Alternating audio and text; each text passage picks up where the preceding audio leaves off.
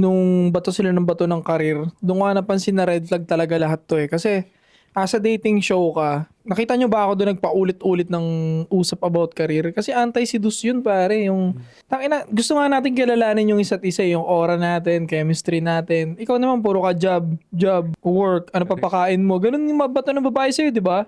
Ikaw ang gusto mo, yung gusto mong mangyari sa relationship. We're talking about relationship, di ba? Yung ayaw natin at gusto natin. Hindi mo kayo nagpunta doon para mag-apply. Alam mo pre, kaya supot na Diba? supot. Kaya supot na supot yung mga pasabog nilang ganon. Career. Kala mo ma-overwhelm mo ako, ma-overpower mo ako, sasabihin mo career. Hindi naman Bitaw mo, huwag kang magano. hindi maganda yung career mo.